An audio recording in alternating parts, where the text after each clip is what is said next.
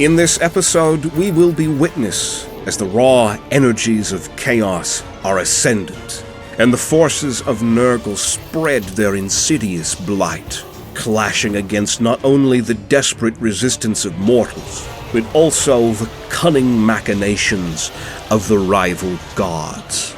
From the blood-soaked fields of the Empire to the twisted depths of the Drac-walled forest, and the labyrinthine tunnels beneath the World's Edge mountains. Each battle, each short story, and each moment of treachery adds to the saga of this terrible war.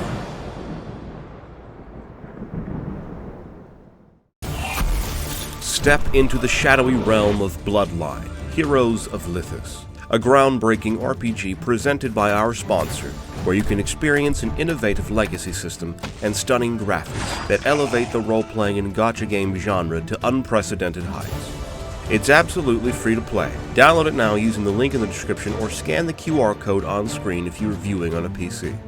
Forge unique heroes by marrying any two bloodlines of mystical beings, such as elves, demons, demigods, and orcs, or more to create over 800 new fantasy hybrids. With the new Guild War, players will have the opportunity to engage in combat on brand new maps. Through the conquest of territories and the acquisition of rewards, you can construct the most exceptional hybrid champions known as Bloodcraft Legends. Plus, you can enter the renowned WARLOCK'S tournament, which is a competitive event for seasoned players, featuring strategic battles and progression through stages. It includes a rotating tournament aura, champion suspension voting, and an arena points-based qualifying stage. The top 64 competitors advance to the knockout stage, leading up to the finals and grand finals. Players can also participate in the wager event and use support banners, making it a strategically complex and engaging competition. Download it now using the link in the description or scan the QR code on screen.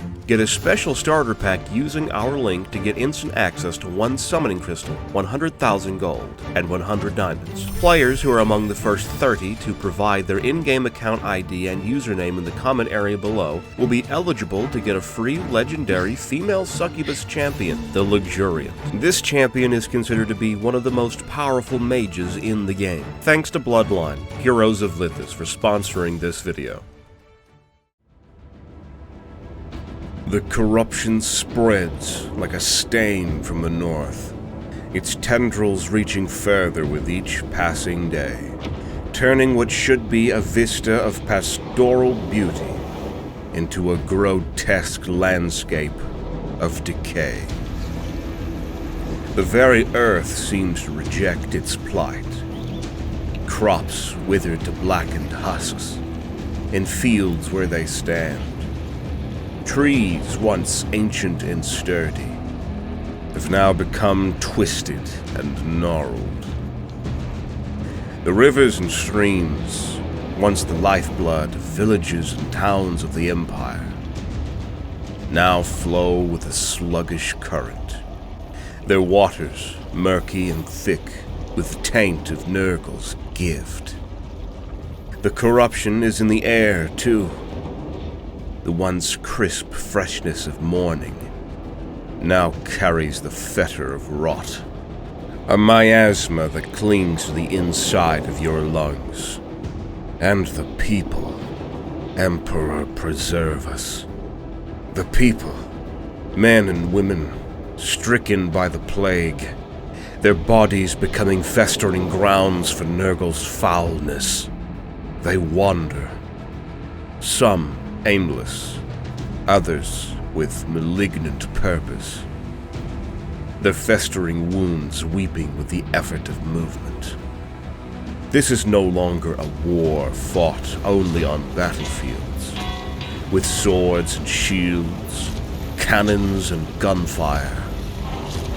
This is a war of survival, against an enemy that knows no bounds, respects no truces, and cannot be slain by steel alone.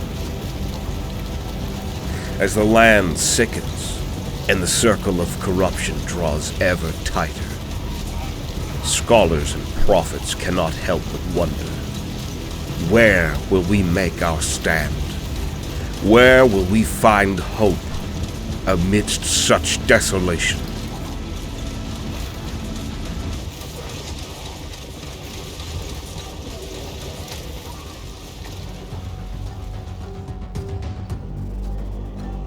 Alaric was still damp with dirt and mud when the crows began to circle overhead, their harsh caws a bleak soundtrack to the aftermath of battle. He moved amongst the scattered remnants of his battalion, each breath a ragged testament to the chaos they had endured. They had marched from the south, the banners of the Empire, unfurled with pride, their steps resolute to the rhythm of war drums. Yet for all their valor, they were ill-prepared for the onslaught that awaited them.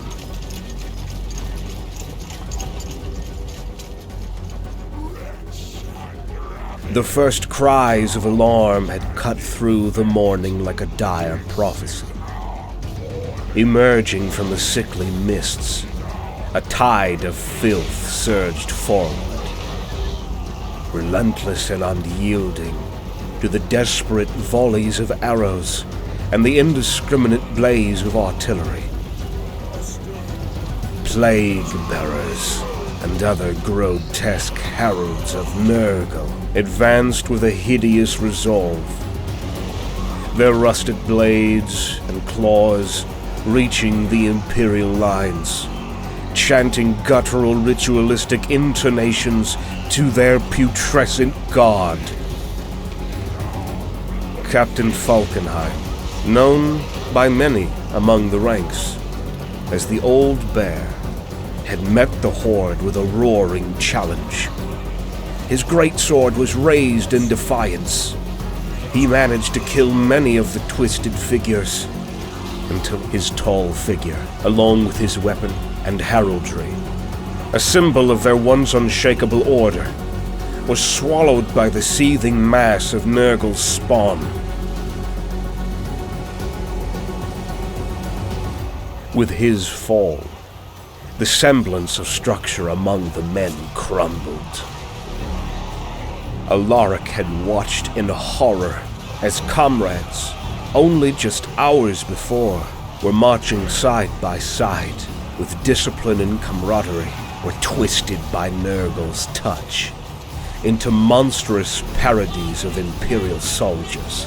The once resolute warriors now succumbed to despair. Their skin erupted with boils that quickly grew, swelling to grotesque sizes. Many of them pleaded for a swift, merciful death. The battle lines broke under the onslaught, and in the ensuing maelstrom, the notion of heroism evaporated. When faced with the leering visage of a plague-ridden abomination, Alaric's instinct to survive overtook any lingering impulse of valor. His sword, once a proud extension of his will, became a laden burden in his grasp. As the Empire's forces were scattered, Alaric fell to the ground, unable to resist the pain from his wounds any longer. And then he found himself alone. Many of his comrades were still nearby, but all were fleeing for their lives, and the others, they were already dead. Lying on the ground, Alaric pondered whether the very earth grieved alongside him, his heart heavy with the knowledge of the rot that had claimed him, his brothers in arms, and large swaths of the realm in its ceaseless spread in the recent weeks. He understood all too well that this war of decay was only just beginning.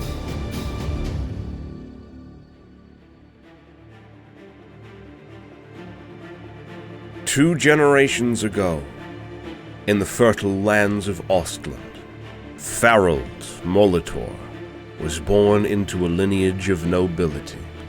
His early years were marked by an uncommon affinity for the natural world, renowned for his botanical expertise in herbal lore.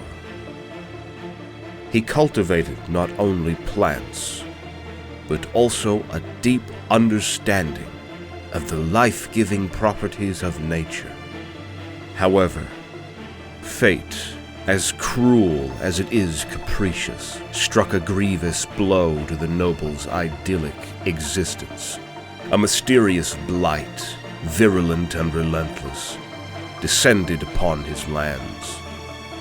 It ravaged his prized gardens. It crept into his home, bringing sickness to his family. One by one, they succumbed to this insidious malady, their bodies wasting away, despite Farald's frantic efforts to halt the disease. Desperation led Farald down a dark path. His quest for a cure drove him deep into the realm of forbidden knowledge, delving into ancient tomes and eldritch rituals that whispered of regeneration and the manipulation of life forces. The deeper he delved, the more he found himself entangled in the dogma of decay and renewal. It was here, in the shadowed corners of esoteric study, that he first encountered the teachings of the god of decay and rebirth, Nurgle. He eventually saw decay not as an end, but as a means to power and transformation. Decay was not an end, but a beginning, not a curse, but a blessing. Embracing Nurgle's gifts, he was no longer Farald Molitor. He was reborn anew, twisted and corrupted into the Blight Master Pestilence, thus becoming a harbinger of rotten rebirth. As Blight Master Pestilence, he now roams the lands of the Empire and the guts of the World's Edge Mountains, a harbinger of the plague he once feared. His former love for the natural world has become a twisted mockery as he seeks to corrupt and transform all life into the image of Nurgle's garden. The labyrinthine tunnels and ancient halls of the dwarves now echo with the foreboding footsteps of this harbinger of decay. Pestilence reveled in the irony of it all. The dwarfs, so staunch in their opposition to corruption, and so proud of their unyielding fortresses, were becoming unwilling recipients of Nurgle's grotesque blessings. There was a perverse satisfaction in the notion of breaking such resolute and stubborn beings as the dwarves, of seeing their strongholds, carved from the very bones of the earth, succumb to the relentless tide of decay. But also, in his twisted mind, Pestilence saw himself not as a destroyer, but as an agent of transformation. He believed that in breaking the will of the dwarfs, he was liberating them from the confines of their rigid, unchanging existence. Pestilence, perched atop his chaos altar, loomed like a harbinger of doom. Before him, a stout line of dwarf defenders stood ready, the Iron Drakes, with their Drakefire guns belching flames, and the Thunderers, the rifles crackling with gunfire. They formed a bulwark against the encroaching tide of decay.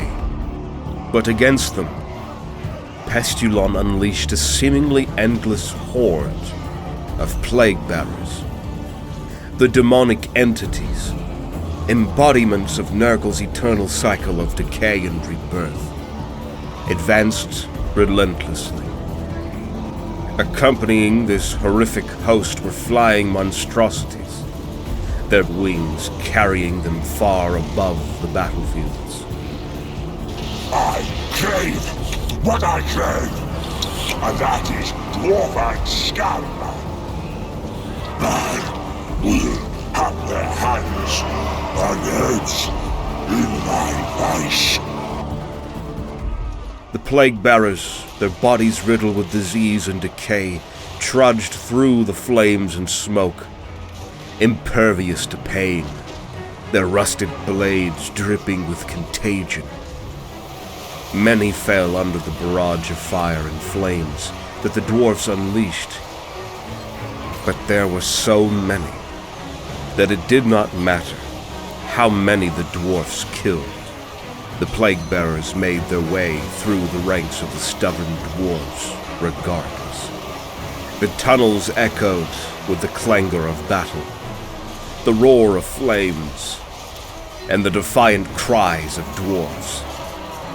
They fought not just for survival, but for the sanctity of their ancestral homes, their hammers and axes rising and falling in a rhythm of war that had been the heartbeat of their kind for centuries. The stench of death and decay grew stronger, the air itself thick with despair, as the tunnels of the dwarves became the stage for a grim and desperate struggle. In this hellish landscape, the dwarfs' valor shone brightest. Heroes emerged among them. An iron drake, engulfed in flames, continued to fire his weapon until his last breath, taking dozens of plague bearers with him. A young thunderer, bloodied but unbowed, used his rifle as a club when his ammunition ran dry, his battle cry echoing through the tunnels until he was finally silent. The resilient dwarves, despite their valiant efforts, could not withstand this wave of corruption. Their lines broke. The disciplined ranks gave way to desperate retreat. The plague bearers surged forward, their numbers seemingly unending, swarming over the fallen and pressing on. The once proud dwarf warriors lay defeated, their bodies twisted and bloated by the plague's rapid work. Pestilence looked upon this devastation with the satisfaction of a zealot fulfilling his god's will. The harbinger of rotten rebirth continued infecting the tunnels and halls of the ancient dwarves, paving a path of relentless destruction in the deep bowels of the World's Edge Mountains. In the ever-shifting landscape of the Chaos Gods' rivalries, the War of Decay had become a fertile ground for conflict, not just amongst mortals, but also between the dark deities themselves, as Nurgle's power surged with the spread of pestilence and decay. Another player in the great game, Tzeentch, the Changer of Ways, began to weave his intricate plots to counteract his rival brother's ascendancy. The battles between the forces of Nurgle and Tzeentch are as much a clash of ideologies as they are a physical confrontation. Nurgle's legions, embodying the inevitability of decay and despair, march forth with a relentless, morbid determination. But against them stand the ever-changing, scheming minions of Tzeentch, a mix of mutating energies and deceptive tactics. In the lands of the Empire, this celestial conflict that raged on in the warp also had its manifestations in the mortal world.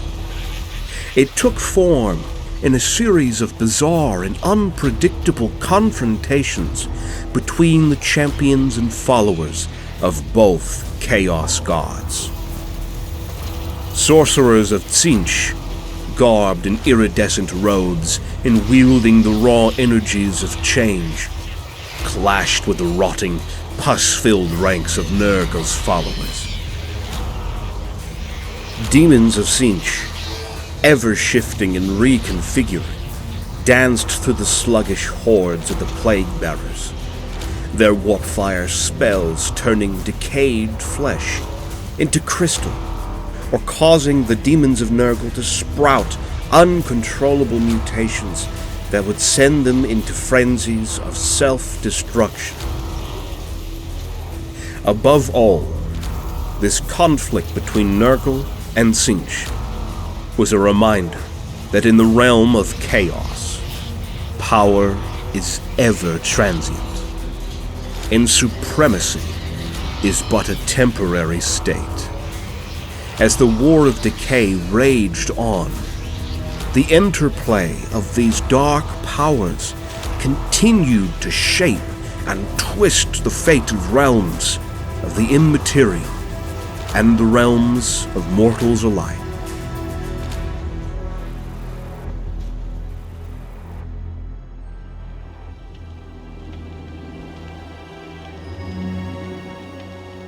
Deep in the twisted warrens of Skaven Blight, Warlock engineer Crichtail, a cunning and ambitious member of Clan Scryer, plotted his rise to power. The War of Decay, a tumultuous period for the surface dwellers, was for the Skaven a time rife with opportunity. Crichtail's plan was audacious.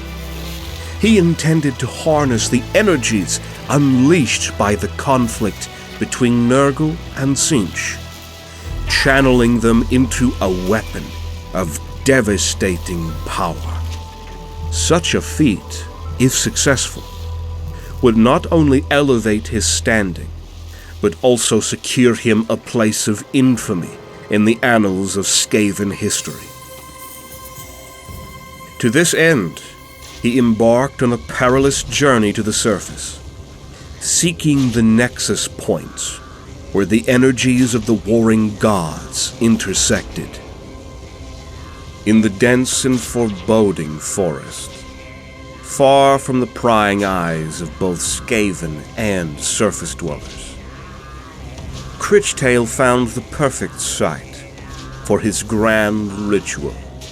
Crichtail set about his work with feverish intensity, arranging vast arrays of warpstone and intricate machinery around the Nexus. These devices, products of his own twisted genius, were designed to siphon and harness the raw chaos energy. But as the ritual reached its climax, the forest around Crichtail began to stir. The diseased servants of Nurgle, drawn by the surge of power, emerged from the underbrush, plague-ridden demons, their bodies oozing with corruption, shambled forward, led by a herald of Nurgle. They had sensed the disturbance in their god's domain, and had come to quash the Skaven's audacious scheme. Crichtail's forces, a motley crew of Clan Scryer acolytes and enslaved rat ogres, readied themselves for battle, their eyes glowing with the sickly light of warpstone. But they were ill prepared for the onslaught of the Nurgle demons.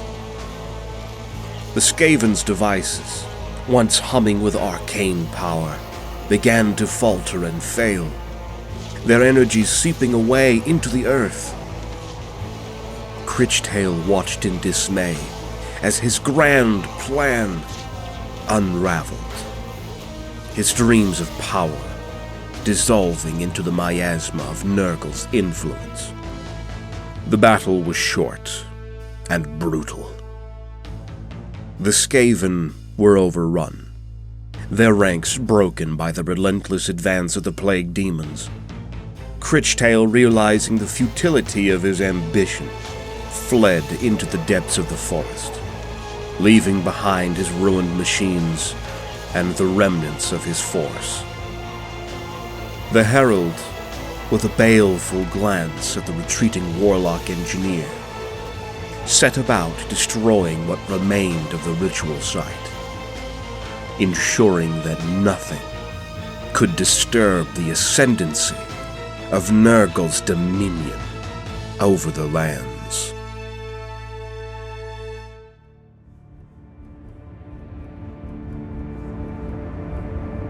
Earhart, a compassionate and fiery orator, had dedicated his life to the service of Sigmar, tending to his flock with a fervent zeal. His voice once echoed through the halls of his chapel, inspiring hope and resilience in the face of adversity. But as the war of Decay crept closer, bringing with it a tide of death and despair, Earhart's faith faced its gravest trial. The turning point came with the fall of Earhart's village. In a desperate battle against Nurgle's relentless minions, he witnessed unspeakable horrors. Friends and parishioners twisted into monstrous forms. The very land around him succumbing to foul corruption. Despite his prayers and his valor, he could not stem the tide. When the battle was over, he found himself among the few survivors, surrounded by the ruin of all he had held dear. In the aftermath, racked with grief and anger, Earhart's faith in Sigmar wavered. He began to question the purpose of a god who would allow such suffering. Amongst the ruins, almost buried under the rubble of a collapsed building, he encountered a dying person. A man in agony spoke to Earhart in his final moments, and he shared with him this revelation of finding peace and acceptance in Nurgle's embrace. This aggravated the crisis of faith within Earhart. In the weeks that followed, Earhart's transformation was not only spiritual, but physical. Signs of Nurgle's favor began to manifest in his body. His skin grew sallow, and he was marked with sores. His eyes shone with a sickly light.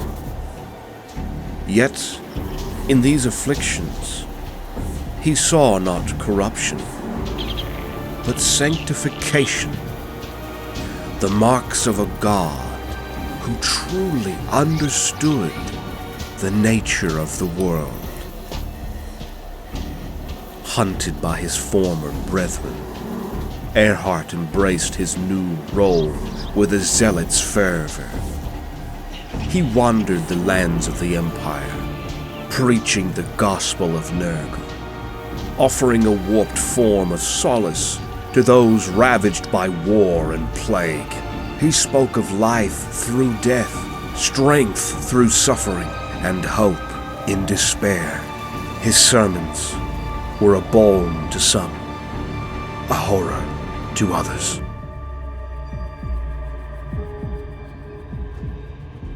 In the shadowed depths of the infamous Drakewald forest, a conflict of savage ferocity and unnatural horror unfolded.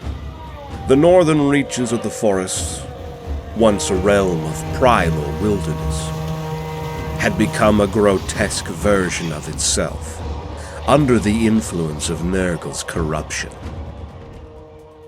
Amidst this perversion of nature, the Beastmen, the true children of chaos and the Drakewald Forest, found themselves defending their domain against an invasion of a different kind. The northern tribes, often divided by their bestial natures, banded together in an uneasy alliance. Gigantic doom bulls leading entire tribes against the unnatural atrocities that tainted the forest. Their primal instincts, coupled with a fierce territoriality, drove them to engage the encroaching forces of Nurgle with a ferocity born of desperation. The Beastmen met these intruders with brute force and savage cunning.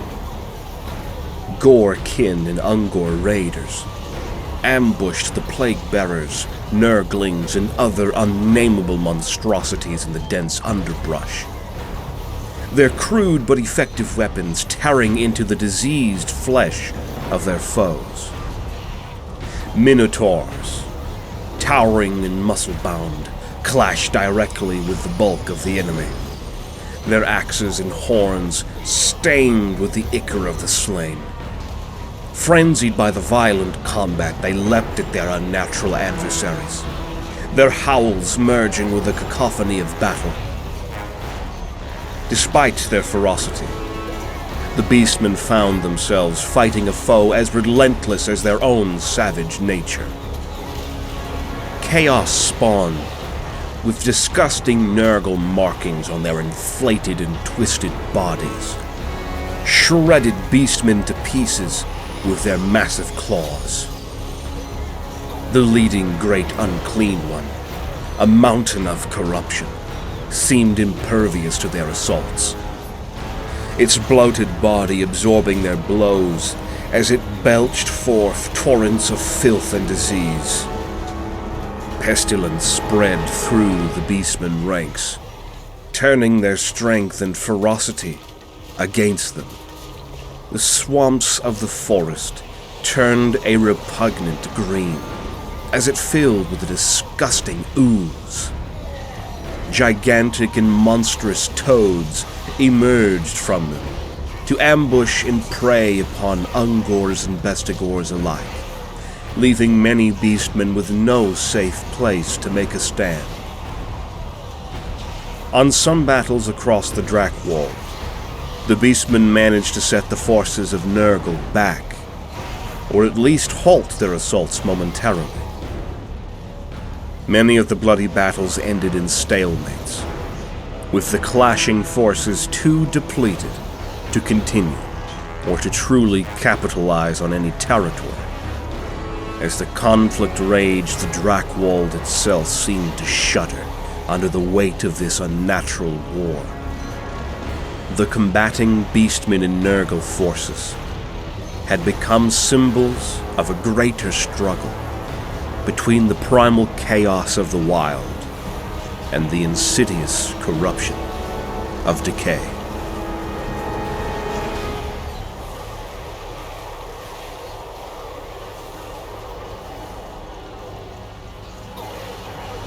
And so it goes in this war of decay that rages across the lands. A relentless conflict echoing through the realms of men, dwarves, and beyond. As the lands reel under the weight of corruption, it becomes clear that this war is not merely a battle for survival. It is a dire reflection of the enduring struggle against the inevitable, the entropy of all things.